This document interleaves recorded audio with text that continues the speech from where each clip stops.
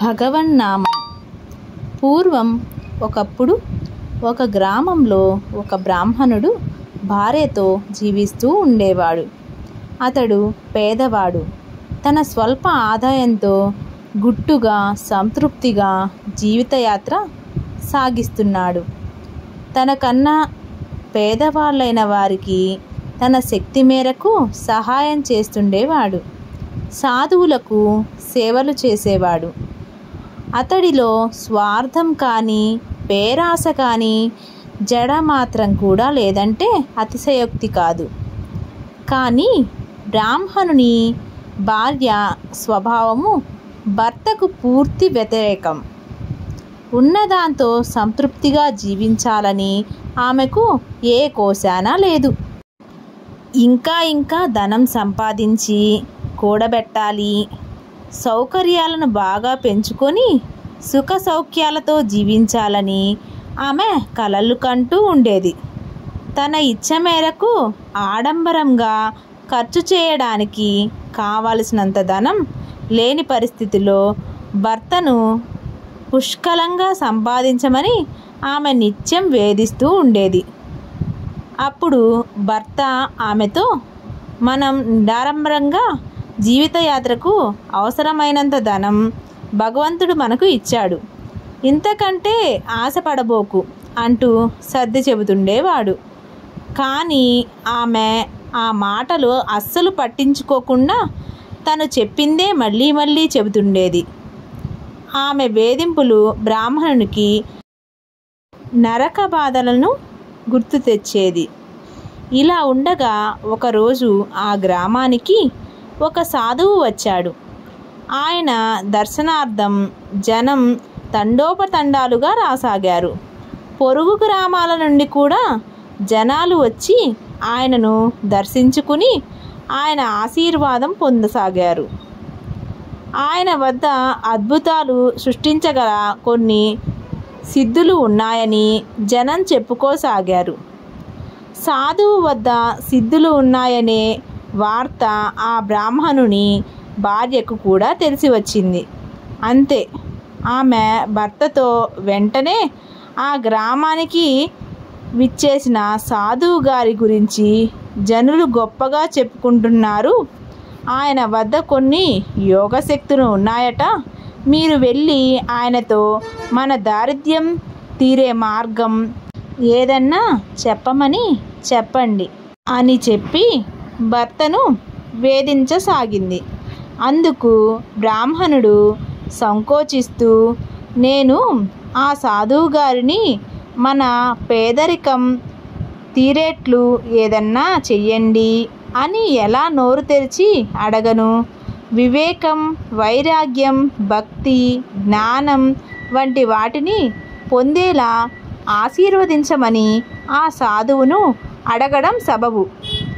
ఆయనతో లౌకిక విషయాలను గురించి ప్రస్తావించడము, లౌకికపరమైన ఆంక్షలను తీర్చమని కోరడము ఏమీ బాగుండదు అని నెమ్మదిగా చెప్పాడు.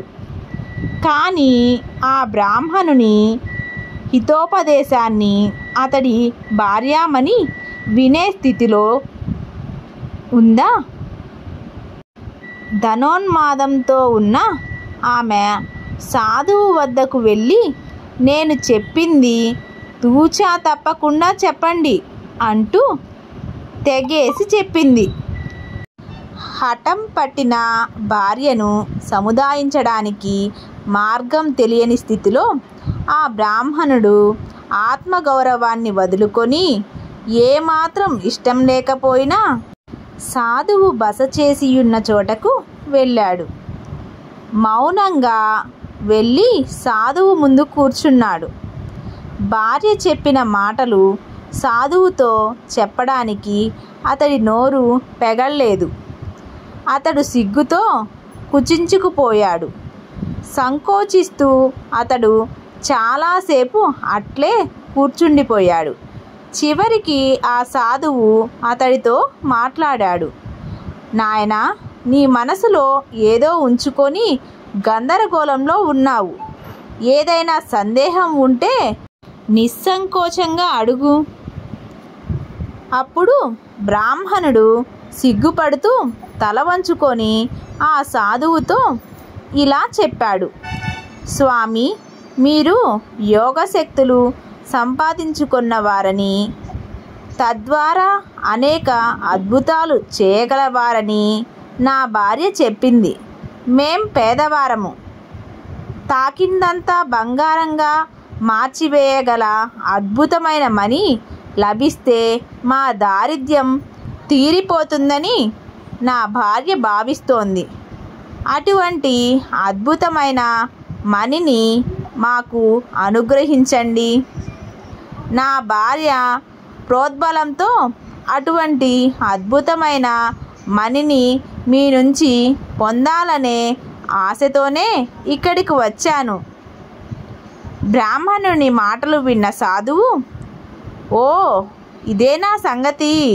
నువ్వు చెప్పినటువంటి మణిని నిన్ననే నేను ఊరి అవతల పారుతున్న మురుగు కాలువలో పారేసి వచ్చాను. కావాలంటే నువ్వు దాన్ని ఆ మురికి కాలువలో వెతకి చూడు అన్నాడు. అదేదో పెద్ద విషయం కానట్లు. సాధువు ప్రస్తావించిన ఆ మురుగు కాలువ వద్దకు బ్రాహ్మణుడు హుటాహుటిన వెళ్ళాడు.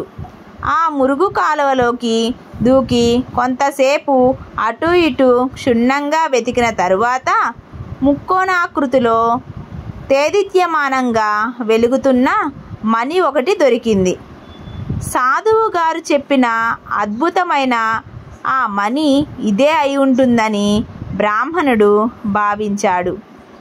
వెంటనే ఆ మణిని పక్కనే ఉన్న ఒక చిన్న రాయిని తాకించి చూశాడు. అంతే, ఆ చిన్న రాయి బంగారంగా మారిపోయింది. తరువాత ఆ బ్రాహ్మణుడు ఏదో ఆలోచనలో మునిగి కృతజ్ఞత తెలపడానికి సాధువు వద్దకు వెళ్ళి ఆయన ముందు భక్తి ప్రవర్తులతో నిలబడి నమస్కరించాడు. అప్పుడు ఆయనతో ఆ బ్రాహ్మణుడు తన మనోగతాన్ని ఇలా వ్యక్తం చేశాడు: స్వామి, తాకిన దానినంతా బంగారంగా మార్చివేసే ఆ అమూల్యమైన మణినే మీరు అల్పంగా ఎంచి మురుగు కాలవలో విసిరివేయడం మూలంగా దానికన్నా మరింత విలువైన మరో వస్తువు మీ వద్ద ఉండి ఉండాలని నేను ఊహిస్తున్నాను. ఆ మణి కన్నా శ్రేష్టమైనది అలా మీ వద్ద ఉన్న వస్తువు ఏమిటో నేను తెలుసుకోవచ్చా? దాన్ని నాకు మీరు ఇవ్వగలరా? అందుకు ఆ సాధువు, నాయనా, నువ్వు ఊహించింది నిజమే. ఈ మణి కన్నా అనేక వేల రెట్లు అమూల్యమైన భగవన్నామం అనే వెలకట్టలేని ఒక వస్తువు నా వద్ద ఉంది. దానిని మనస్ఫూర్తిగా నీకు అందించడానికి నేను సిద్ధంగా ఉన్నాను. కానీ దాన్ని పొందడానికి తగిన పరిపక్వత నీ భార్యకు ఇంకా రాలేదు. ఆమె లౌకిక వాంఛలకు అలవాలమై ఉంది. ఆమెకు ఈ మణిని ఇచ్చివేసిన తరువాత నువ్వు నా వద్దకు రావచ్చు. ఆ మణి కన్నా విలువైన సర్వోత్తమమైన భగవన్నామాన్ని నీకు సంతోషంతో ఇస్తాను అని చెప్పాడు. అప్పుడు ఆ బ్రాహ్మణుడు సకల లౌకిక సంపదలను చేకూర్చే ఆ అద్భుత మణిని త్యజించడానికి భగవన్నామాన్ని ఆ సాధువు నుంచి స్వీకరించడానికి నిశ్చయించుకున్నాడు. సాధువు యోచన మేరకు ఆ బ్రాహ్మణుడు మణిని భార్య చేతిలో పెట్టి తిరిగి వచ్చేశాడు. అతడు సర్వసంగ పరిత్యజ్యం చేసి సాధువు వద్దకు వచ్చాడు. తన ముందు చేతులు కట్టుకొని నిలబడ్డ బ్రాహ్మణునికి ఆ సాధువు లౌకిక సుఖాల సంపదల కన్నా భగవన్నామం ఎంతో మహత్యమైనదో వివరించి చెప్పాడు. ఆ తరువాత అతడికి భగవన్నామాన్ని ఒసంగి ఆశీర్వదించాడు. బ్రాహ్మణుడు సాధువు వద్ద నుంచి స్వీకరించిన భగవన్నామాన్ని సదా సర్వవేళలా వ్యాకులతలతో జపిస్తూ వచ్చాడు.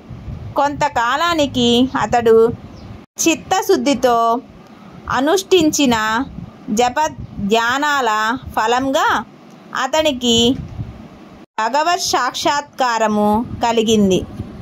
చివరికి అతడు బంధాలకు హేతువైన జనన మరణ చక్రం నుంచి విడిపడ్డాడు. సముద్రంలో కలిసిపోయే నదిలా అతడు భగవత్ సాయుధ్యం పొందాడు.